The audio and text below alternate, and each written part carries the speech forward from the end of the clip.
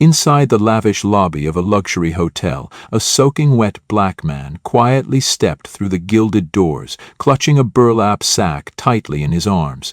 When he declared the building was his, the staff laughed, security dragged him out, and the crowd erupted in mockery. But what they didn't know was every word he said was true. And today, he didn't come to rest, he came to reclaim everything that was stolen from him. Before we dive in this story, let us know where you watching from. We love to hear your thought. The Rutherford Grand was built to impress. From the vaulted ceilings to the gold-trimmed chandeliers and imported marble floors, the lobby exuded a quiet arrogance, the kind that said, "You don't belong here," without ever needing to raise its voice. Outside, the Atlanta sky groaned with storm clouds, and within minutes, rain slashed the city with the fury of something long denied. At precisely 7:46 p.m., the grand oak doors of the Rutherford creaked open with a reluctant groan. Heads turned, laughter paused, conversations froze mid-sip as a man stepped into the lobby, a man who didn't belong. He was tall, black, and soaked to the bone. His overcoat was frayed, boots worn to the sole, and in one weathered hand he clutched a burlap sack that looked older than most of the guests' Rolexes. For a long, breathless moment he stood beneath the chandeliers, unmoved by the gasps and raised brows around him. His face was carved by time and streetlight, but his eyes burned with something ancient: clarity, conviction, and quiet fire. "Sir," the voice came tight, with a practiced civility that barely concealed contempt. Claire Wainwright, the front desk supervisor, clutched her clipboard like a shield. Blonde hair coiled tight, lips pursed tighter. "We don't permit non-guests in the lobby." The man didn't even glance at her. Instead, his gaze swept the room slowly, deliberately, as if looking for something or perhaps reclaiming a memory. "This building," he said, voice low but cutting through the murmurs like a blade, "belongs to me." There was a moment of stunned silence. Then came the laughter. Sharp, nervous, derisive. Claire's laugh led the charge, and within seconds it was a chorus. From across the lobby, a man in a gray Brioni suit muttered, "Maybe he's confused this place for the soup kitchen." Behind him, 2 security guards had already begun moving. The older one, Clay, looked bored. The younger, Trevor, looked eager. Clay reached the man first, speaking in that tone people use when they don't want to be overheard being racist, but still very much are. "Let's not make a scene, old-timer," Clay said. "This place isn't for your kind." The man's eyes flicked to him, calm, unreadable. "My kind?" he asked, his voice still steady. Trevor stepped in. "Yeah," he sneered, grabbing the man's arm. "You're not exactly 5-star material." Instead of resisting, the man reached into his sack, slowly, deliberately. The guards tensed, but instead of a weapon, he pulled out a yellowed, time-worn piece of paper. Its edges curled with age, its text barely legible. "Check your records," the man said. "My name is Darius Wynn, and this land, this hotel, was mine long before the Halcrofts ever laid a single brick." They didn't even look. Trevor slapped the paper out of his hand and shoved him hard toward the exit. Outside, thunder cracked above the city. Darius hit the pavement, his knees landing in a puddle.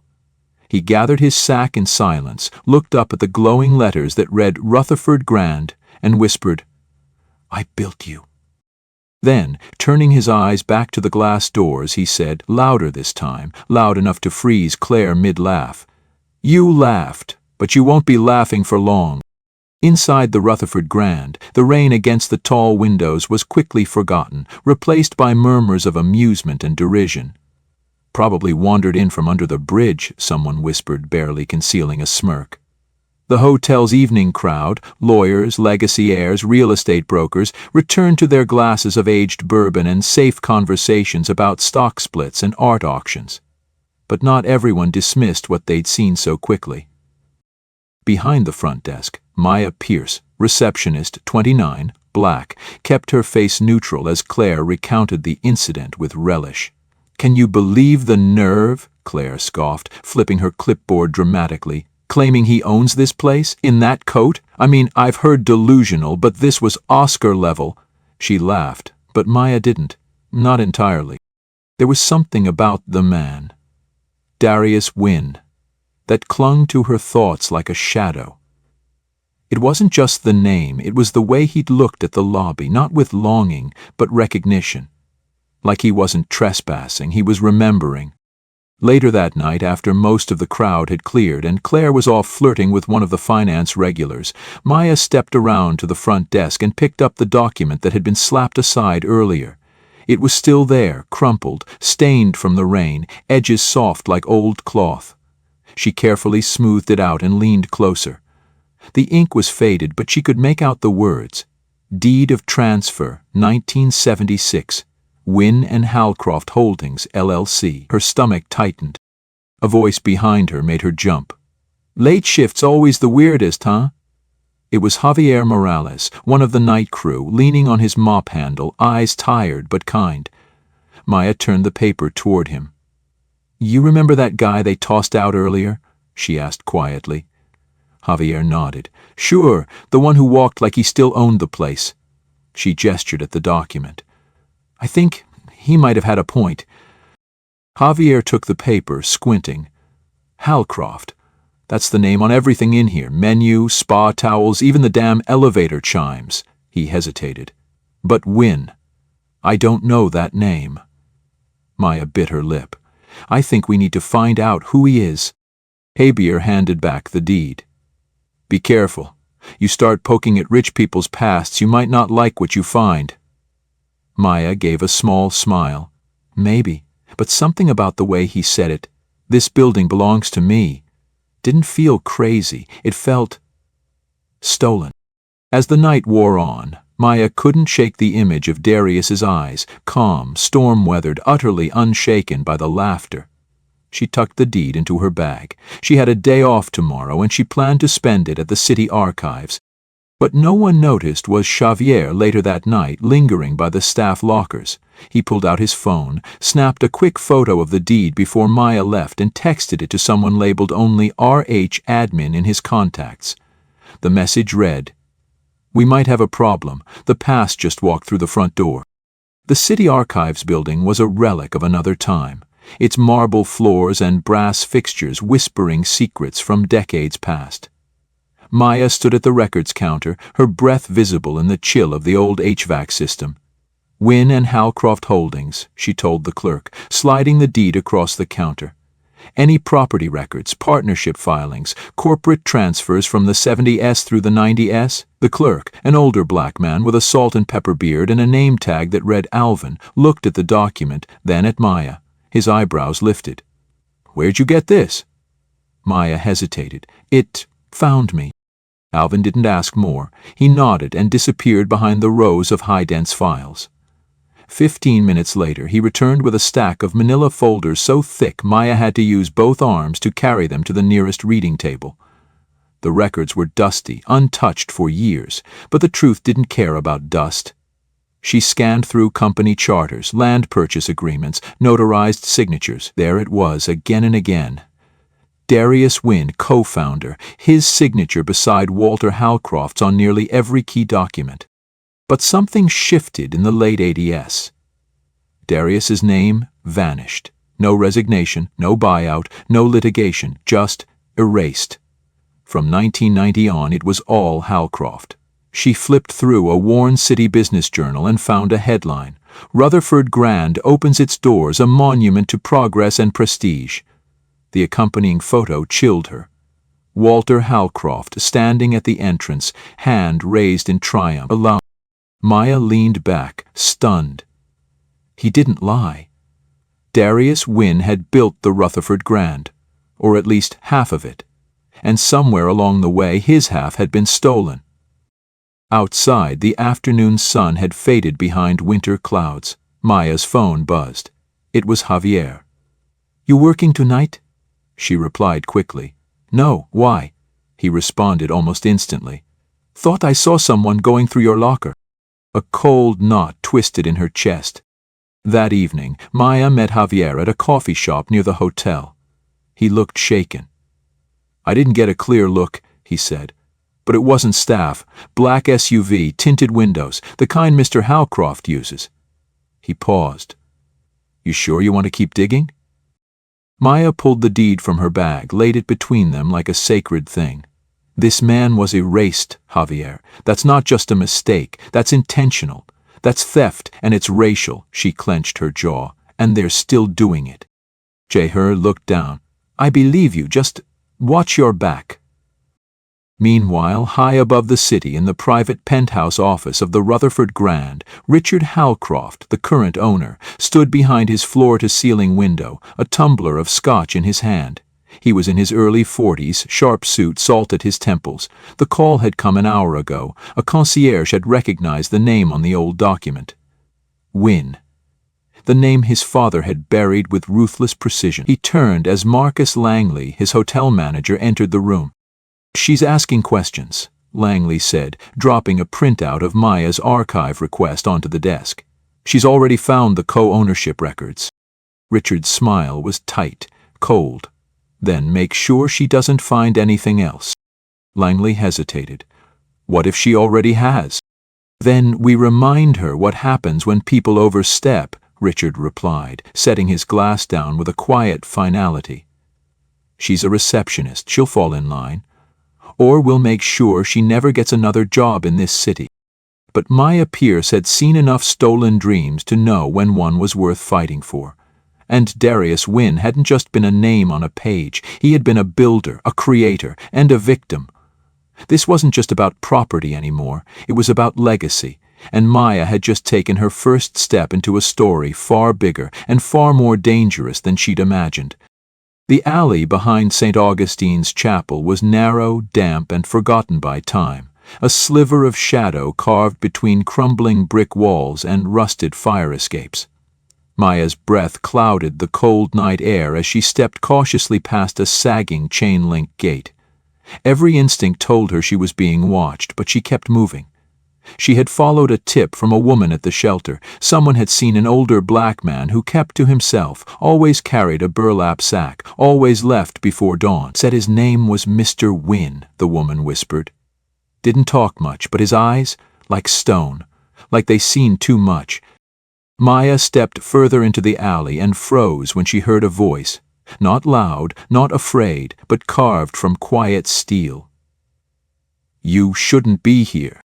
She turned slowly, flashlight in hand, and there he was, sitting on a flattened mattress under a rust-streaked awning, hands clasped around the same worn sack she'd seen in the security footage. His face was older now, lined, tired, a beard gone salt gray, but his eyes hadn't changed. Piercing, watchful, still unbroken. Mr. Wynne, she said softly, careful not to step too fast. My name is Maya Pierce. I work at the Rutherford Grand. His expression didn't shift. I remember you. You didn't laugh. She nodded. No, I didn't. A long silence stretched between them, filled only by the distant rumble of traffic and the soft drip of water from a broken gutter. Then, slowly, Darius Wynne gestured to the dry patch beside him. You want answers, you sit, but I warn you, truth don't come light.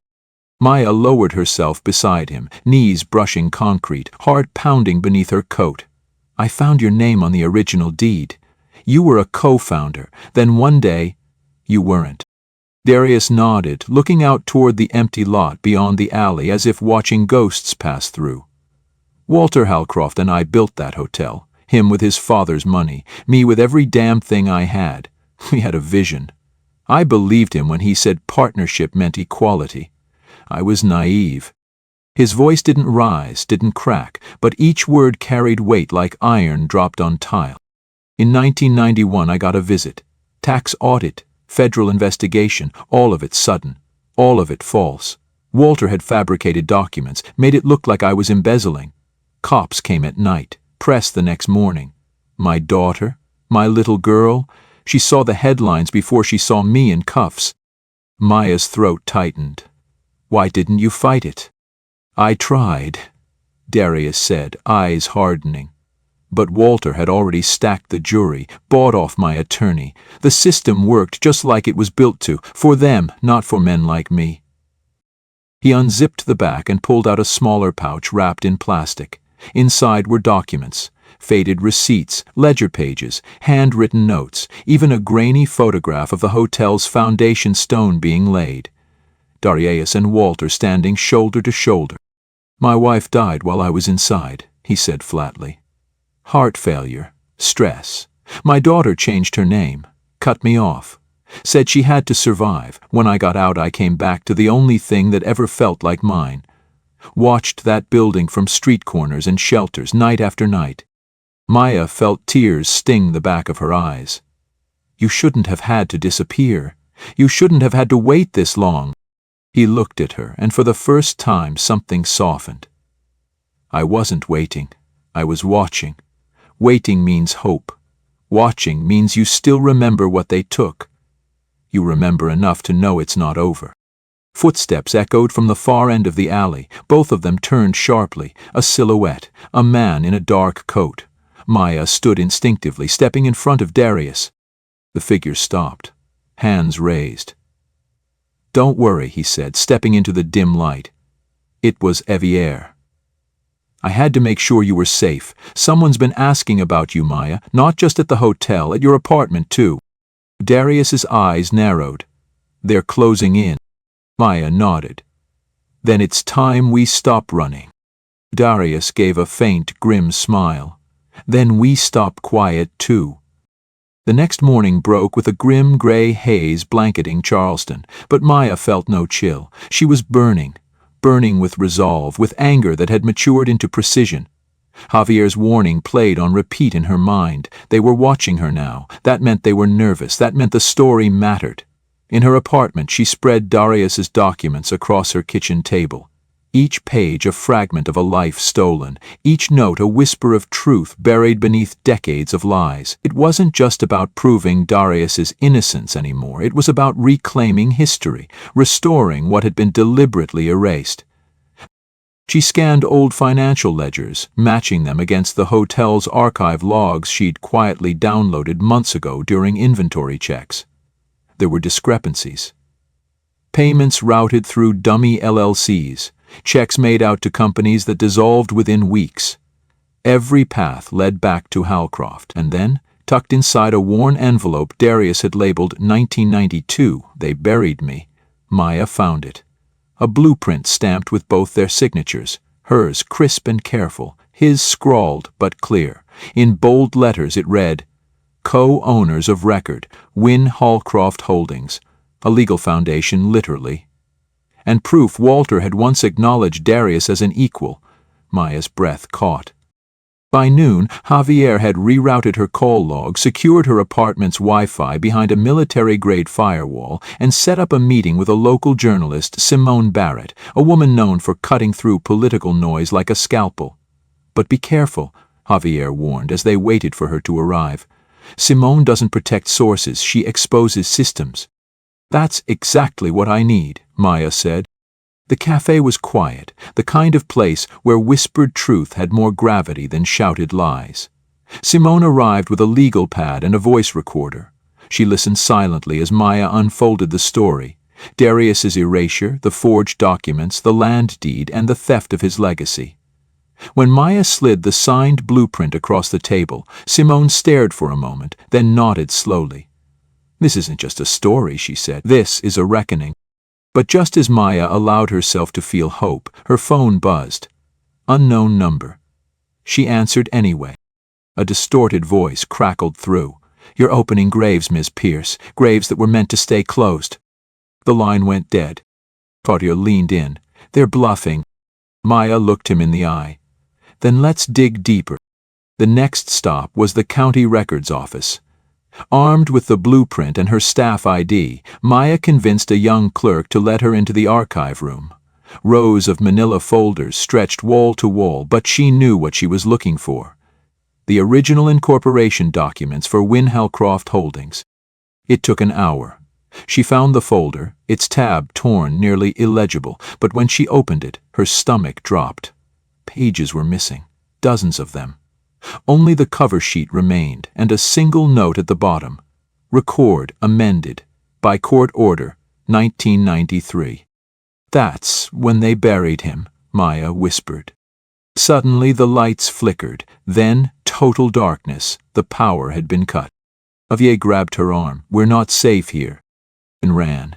Out the back door, into the cold dusk air, Blueprint clutched to Maya's chest like a lifeline. "They're not just protecting a lie," she said breathlessly. "They're protecting an empire built on it." Javier nodded. "Then we take the whole damn thing down." The gala was everything Walter Halcroft had promised. Gold-draped walls, crystal chandeliers humming with light, and a sea of silk gowns and tuxedos moving through the ballroom like a tide of wealth. Waiters floated past with champagne flutes, and a jazz quartet played a muted, dignified tune meant to echo Charleston's storied past. The city's elite had gathered to celebrate the legacy of innovation, honoring 50 years of Halcroft hospitality, and Walter stood at the center like a monument carved from marble, unbothered, untouchable. His smile, poised beneath white hair and the weight of applause, never betrayed what was coming.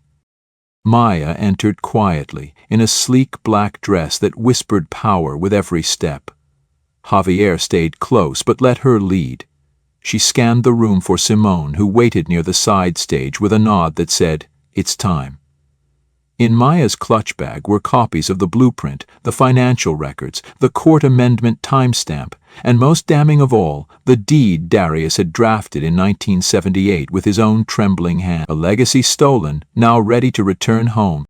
Walter took the stage to thunderous applause. He raised his glass. "To progress, to legacy, and to the future of Halcroft hospitality." The crowd cheered, cameras flashed. And then Maya stepped forward. At first, only the people near the front noticed, but when she took the microphone from the event coordinator mid-sentence, the room hushed. "Before you toast a legacy," she said, her voice steady but burning, "you should know whose legacy you're standing on." Gasps flickered like sparks across the room. Walter's smile stiffened. "Maya, what is this?" "I'm the daughter of Darius Pierce," she said, locking eyes with him. "The man who co-founded this hotel, who poured concrete into its foundation and drew every inch of its design by hand. The man you erased." Whispers turned to murmurs.